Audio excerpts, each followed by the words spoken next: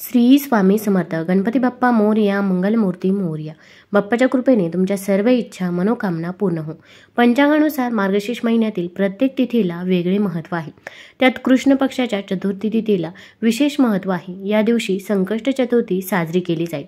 त्यानुसार 18 डिसेंबर रोजी संकष्ट चतुर्थी असणार आहे. हा दिवस गणपती बाप्पाची पूजा अर्चना करण्यासाठी विशेष मानला जातो. धार्मिक मान्यतेनुसार संकष्ट चतुर्थीला पूजा केल्याने जीवनातील सर्व अडचणी दूर होतात. तसे जीवनात सुख समृद्धी नांदते. तसेच गणपतीच्या कृपेने रखडलेली सर्व कामे मार्गी लागतात. सर्व प्रकारच्या कष्टांपासून आपली मुक्तता देखील होत असते.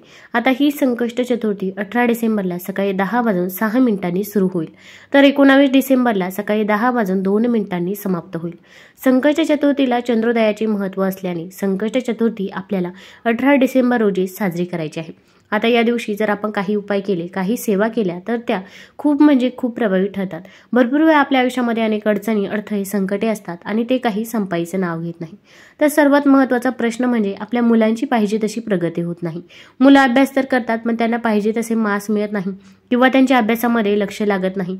मुलं मेहनत करतात, त्याचे फळ त्यांना मिळत नाही किंवा मुलांना वाईट संगत लागलेली असते किंवा त्यांना नोकरी मिळत नाही. मग मुलगा असेल किंवा मुलगी असेल, प्रत्येक आईवडिलांना वाटत असते की आपल्या मुलाची प्रत्येक क्षेत्रामध्ये प्रगती व्हावी. मग मुलांची प्रगती होण्यासाठी या दिवशी कोणते उपाय करावे, कोणत्या सेवा कराव्या हे जाणून घेण्यापूर्वी तुम्ही चॅनलवरती नवीन असाल तर चॅनलला लाईक करा व सबस्क्राईब देखील करा. कमेंटमध्ये श्री स्वामी समर्थ किंवा गणपती बाप्पा मोरया लिहायला विसरू नका. आता संकष्ट चतुर्थीच्या दिवशी आपण सकाळी लवकरच उठायचं आहे. अगदी तुम्ही ब्रह्ममुहूर्तावरती उठलं तरी पण चालेल. तसेच या संकष्ट चतुर्थीच्या दिवशी बुधवार देखील आला आहे, त्यामुळे या चतुर्थीला अनन्यसाधारण महत्त्व आहे. आता या दिवशी आपण सकाळी लवकर अंघोळ करायची आहे. ब्रह्ममुहूर्तावरती पूजा करणे शक्य असेल तर आवर्जून ब्रह्ममुहूर्तावरती पूजा करावी, कारण की त्या वेळेमध्ये वातावरणामध्ये देखील शांतता असते आणि आपण जी काही पूजा करतो, सेवा करतो, त्या सेवेमध्ये देखील आपले लक्ष लागत असते. आता या दिवशी आपल्याला गणपती बाप्पाची विधिवत पूजा करायची आहे. आपण गणपती बाप्पाला अभिषेक करायचा आहे. आता आपण एक चौरंग मांडावा. प्रथम आपण तिथे एक दिवा प्रज्वलित करायचा आहे. मग शुद्ध तुपाचा किंवा तिळाच्या तेलाचा, मोहरीच्या तेलाचा दिवा प्रज्वलित करू शकता. आता या दिव्यामध्ये आपण चिमूटभर हळद देखील टाकायची आहे. इच्छापूर्तीसाठी शक्यतो कणकेचा दिवा लावला जातो, त्यामुळे जर कणकेचा दिवा बनवणे शक्य असेल तर आवर्जून या दिवशी देवघरामध्ये कणकेचा दिवा हा लावावा. आता प्रत्येकाच्या घरामध्ये गणपती बाप्पाची मूर्ती ही असतेच. आता आपल्याला गणपती बाप्पाला अभिषेक करायचा आहे. अगोदर शुद्ध जलाने, त्यानंतर पंचामृताने अभिषेक करायचा आहे.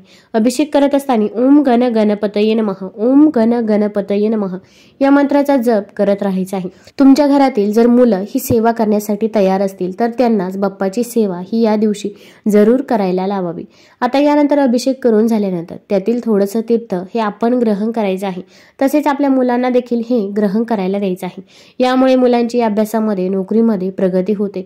तसेच बाप्पाचा आशीर्वाद देखील त्यांना मिळत असतो. तसेच यातील थोडंसं तीर्थ आपण आपल्या घरामध्ये शिंपडायचं आहे. मग बेडरूममध्ये, किचनमध्ये, हॉलमध्ये शिंपडायचं आहे. यामुळे आपल्या घरामध्ये जी काही नकारात्मकता आहे ती नकारात्मकता निघून जात असते व आपल्या घरामध्ये सकारात्मक ऊर्जेचा संचार होत असतो. आता यानंतर बाप्पाची मूर्ती स्वच्छ पुसून घ्यायची आहे. बाप्पाला हळदी कुंकू लावायचं आहे. त्यानंतर बाप्पाला तुम्ही जास्वंदीचं फूल अर्पण करावं. तुम्ही मोदक बनवू शकता किंवा गुळ खोबऱ्याचा नैवेद्य जरी बाप्पाला अर्पण केला तरी पण चालेल. बाप्पाला ज्या काही वस्तू प्रिय आहेत त्या सर्व वस्तू तुम्ही त्यांना अर्पण करायच्या आहे. आता यानंतर आपल्याला एक उपाय करायचा आहे. आता हा उपाय करण्यासाठी आपल्याला मूग लागणार आहे. तर हिरवे मूग आपल्याला घ्यायचे आहे. आता अख्खे हिरवे मूग घ्यावे. तसेच 108 हिरवे मूग घ्यायचे आहे. एका वाटीमध्ये आपण हिरवे मूग ठेवायचे आहे आणि आपल्याला बाप्पा पुढे आसन घेऊन बसायचं आहे. आता हा उपाय आई किंवा आजी करू शकते. फक्त मासिक धर्म असेल किंवा सूतक असेल तर या काळामध्ये आपल्याला हा उपाय करता येणार नाही. या संकष्ट चतुर्थीला जर तुम्हाला शक्य झाले नाही तर पुढच्या संकष्ट चतुर्थीला जरी हा उपाय केला तरी पण चालेल. आता 108 हिरवे मूग घ्यायचे आहे. त्यानंतर आपण एक हिरव्या रंगाचं कापड घ्यायचं आहे. ते बाप्पाच्या चरणाजवळ ठेवायचं आहे. आता आपण हे 108 हिरवे मूग आपल्याला आणखीन एक वाटी घ्यायची आहे आणि त्या वाटीमध्ये एक हिरव्या मुगाचा दाणा टाकायचा आहे किंवा तुम्ही त्या हिरव्या रंगाच्या कपड्यावरती देखील टाकू शकता. पण आपल्याला एक मंत्र म्हणायचा आहे. तर आपण ओम गण गणपतये नमः हा एक मंत्र एकदा म्हणावा. त्यानंतर हिरव्या मुगाचा दाणा आपण त्या हिरव्या कपड्यावर ठेवायचा आहे. परत आपण ओम गण गणपतये नमः हा मंत्र म्हणून हिरव्या मुगाचा दाणा आपण त्या कपड्यावरती ठेवायचा आहे. अशाच प्रकारे आपण 108 दाणे हे त्या कपड्यावरती ठेवत असताना ओम गण गणपतये नमः या मंत्राचा 108 वेळा जप करायचा आहे. आता हा मंत्र जप करून झाल्यानंतर आपल्याला गणपती अथर्वशीषचे पठण देखील 1 वेळा करायचे आहे। आता गणपती अथर्वशीष म्हणण्यासाठी खूप अवघड आहे, त्यामुळे अगदी तुम्ही मोबाईलवरती लावून दिलं, श्रवण केलं तरी पण चालेल। आपण या 2 सेवा आवर्जून करायच्याच आहे। त्यानंतर त्या मुगाची आपल्याला पोटली बनवायची आहे आणि ही पोटली आपण आपल्या उजव्या हातामध्ये घ्यायची आहे। त्यानंतर आपली जी काही इच्छा आहे, मनोकामना आहे ती बाप्पाला अगोदर सांगायची आहे। मग मुलांच्या अभ्यासामध्ये प्रगती होत नसेल किंवा मुलांना नोकरी मिळत नसेल किंवा जे काही तुमच्या मुलांबाबत इच्छा आहे त्या सांगायच्या आहे। आता जर तुम्हाला 2 मुलांसाठी उपाय करायचे असतील तर अशा प्रकारचे आपल्याला 2 पोटल्या बनवायच्या आहेत। तसेच मुले जर बाहेरगावी परगावी असतील तर त्यांच्यासाठी देखील तुम्ही अशाच प्रकारची 1 पोटली बनवायची आहे। आता ही पोटली आपल्याला बाप्पाच्या चरणाजवळ दिवसभर तशीच राहून द्यायची आहे। तुम्ही सकाळीच हा उपाय केला असेल तर दिवसभर तशीच राहून द्यावी किंवा जर संध्याकाळी हा उपाय करणार असेल तर आपण अगदी अर्धा तास किंवा 1 तास ही पोटली बाप्पाच्या चरणाजवळ राहून द्यायची आहे। त्यानंतर आपण संध्याकाळी ही पोटली उचलायची आहे आणि आपला मुलगा जिथे झोपतो तर त्याच्या उशीखाली आपल्याला ही पोटली ठेवायची आहे। आता पोटली ठेवत असताना आपल्या मुलाची अभ्यासामध्ये प्रगती व्हावी, नोकरीमध्ये प्रगती व्हावी, जी काही मुलाबाबत इच्छा आहे ती आपण व्यक्त करायची आहे। आपण कधीच आपल्या मुलाबद्दल नकारात्मक बोलायचं नाही की माझ्या मुलाला हे जमत नाही किंवा तो हुशार नाही, कारण की आपण जर त्याच्याबद्दल नकारात्मक बोललो तर त्याच्या बाबतीत तसेच होत जाते, कारण की वास्तू ही नेहमी तथास्तु म्हणते। आपण चांगलं बोललो तरी पण वास्तू तथास्तुच म्हणते आणि आपण वाईट जर बोललो तरी पण वास्तू तथास्तुच म्हणते। त्यामुळे नेहमी चांगलं बोलण्याचा प्रयत्न करा। आता ही पोटली आपण मुलाच्या उशीखाली ठेवायची आहे। मुलीच्या देखील उशीखाली तुम्ही ही पोटली ठेवू शकता।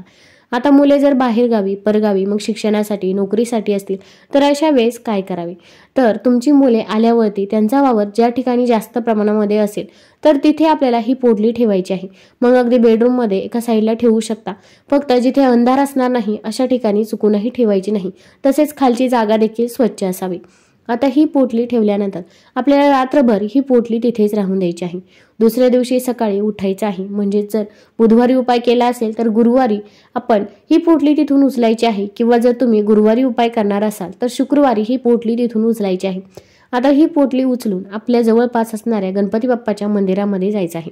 आता जवळपास जर गणपती बाप्पाचं मंदिर नसेल तर महालक्ष्मीचं मंदिर असेल किंवा भोलेनाथांचं मंदिर असेल किंवा कोणतंही मंदिर असो, पण तिथे गणपती बाप्पाची मूर्ती किंवा फोटो असतोच, तर आपल्याला मंदिरामध्ये ही पोटली घेऊन जायचं आहे। आता घेऊन जात असताना बाप्पाला ज्या काही वस्तू प्रिय आहे त्या सर्व वस्तू तुम्ही त्यांना नेऊ शकता। मग जास्वंदीचं फूल असेल, दुर्वाची जोडी असेल, मोदक असेल किंवा गुळ खोबऱ्याचा नैवेद्य असेल तर बाप्पाला आपण हळदी कुंकू लावायचं आहे। तसेच आपण ज्या काही वस्तू आणल्या आहेत त्या सर्व बाप्पाला अर्पण करायच्या आहे। तिथे तुम्ही शुद्ध तुपाचा किंवा तिळाच्या तेलाचा, मोहरीच्या तेलाचा दिवा देखील प्रज्वलित करू शकता किंवा तिथे दिवा प्रज्वलित असेल तर त्या दिव्यामध्ये तेल टाकलं तरी पण चालेल। त्यानंतर ही पोटली आपण आपल्या उजव्या हातामध्ये घ्यायची आहे। आपल्या मुलाबाबत जी काही इच्छा आहे ती परत तुम्ही बाप्पाला सांगायची आहे। आता एकच इच्छा आपण परत मनामध्ये धरायची आहे, कारण की आपण एकदा वेगळी इच्छा बोलली आणि आता वेगळी इच्छा बोलली असं करायचं नाही। त्यानंतर ही पोटली बाप्पाच्या चरणाजवळ ठेवायची आहे। नंतर तिथे बसून आपल्याला ओम गण गणपतये नमः या मंत्राचा 108 वेळा जप करायचा आहे। आता जप करणे शक्य होत नसेल, मोबाईलवरती देखील लावून देऊ शकता, श्रवण केलं तरी पण चालेल, पण बाप्पा समोर बसून आपण हा मंत्र जप जरूर करावा। तसेच आता हा उपाय केल्यानंतर आपण डायरेक्ट घरी जायचं आहे। मध्ये कुठे थांबलो तर आपण जो काही उपाय केला तर तो सफल ठरत नाही। तसेच आपण जो काही उपाय करत आहोत त्या उपायाबद्दल देखील आपल्याला कोणालाही सांगायचं नाही। अगदी गपचूप आपण हा उपाय करायचा आहे, यामुळे आपला उपाय हा सफल ठरत असतो। तुम्हाला जर हा व्हिडिओ आवडला असेल तर चॅनलला लाईक करा, सबस्क्राईब करा। धन्यवाद।